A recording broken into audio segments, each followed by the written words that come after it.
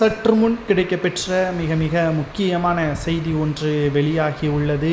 ஜெர்மனியில் அசிங்கப்பட்ட முதல்வர் ஸ்டாலின் அவர்கள் என்ன நடந்தது என்பதை இந்த வீடியோவில் முழுமையாக தெளிவாக நாம் பார்க்க போகிறோம்.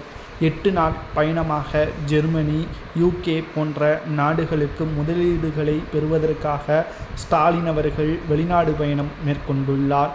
நேற்று இரவு வெற்றிகரமாக ஜெர்மனிக்கு சென்ற நிலையில் விமான நிலையத்தில் தமிழர்களை பார்ப்பதற்கு ஏற்பாடுகள் செய்யப்பட்டது. ஆனால் அங்குள்ள தமிழர்கள் கண்டிப்பாக விமான நிலையத்திற்கு வர வேண்டும் என்று திமுகவினர்கள் அழுத்தம் கொடுத்துள்ளனர். அப்படி வரவில்லை என்றால் அவர்கள் தமிழகத்திற்கு வருவதற்கு சிக்கல் ஏற்படும் என்ற தகவலையும் தெரிவித்திருந்தனர். இதனால் அங்குள்ள ஜெர்மனி தமிழ்வாழ் மக்கள் முதல்வர் ஸ்டாலின் அவர்களை பார்ப்பதற்கு சென்றுள்ளனர். ஆனால் அங்கு அவர்கள் ஸ்டாலினிடம் எந்த ஒரு உரையாடலையும் நடத்தவில்லை.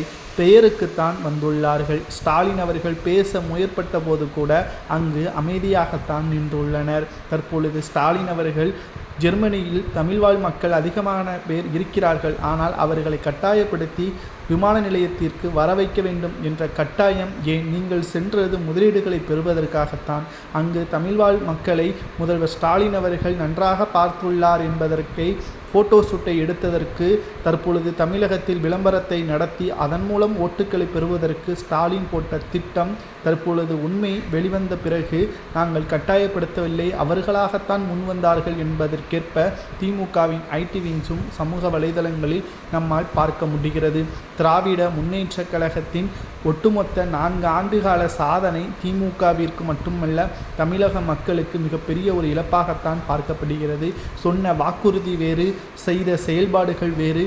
4 முறை வெளிநாடு பயணம் மேற்கொண்டுள்ளார். ஆனால் இதுவரை எந்த ஒரு முதலீடுகளையும் தமிழகத்தில் பெரிதளவில் ஸ்டாலின் அவர்களால் செய்ய முடியவில்லை என்ற தகவலையும் நம்மால் பார்க்க முடிகிறது. ஜெர்மனியில் இருந்து UK போன்ற நாடுகளுக்கும் செல்கிறார். ஆனாலும் தற்பொழுது வரை தமிழக மக்களின் நிலைமை என்ன? கிட்டத்தட்ட மக்களின் வாழ்வாதாரத்தை உயர்த்துவது எப்படி என்ற முதலில் தமிழகத்தில் வளர்ச்சி அடைய வைத்துவிட்டு வெளிநாடுகள் செல்ல வேண்டும். சரி, வெளிநாடு செல்வது கட்டாயம்தான், அவர் முதலீடுகளை பெறுவது உண்மைதான் என்றால் அதனை வெள்ளை அறிக்கையாக வெளியிட முடியுமா? இதற்கு முன்னால் வெளிநாடு சென்றதை என்ற தகவலையும் நம்மால் பார்க்க முடிகிறது. ஜெர்மனிக்கு சென்றும் தமிழ்வாழ் மக்களிடம் அசிங்கப்பட்ட ஸ்டாலின் என்று சமூக வலைதளங்களில் கூறப்படுவதை பற்றி உங்களது கருத்துக்களை மறக்காம கமெண்ட் வாயிலாக கூறுங்கள்.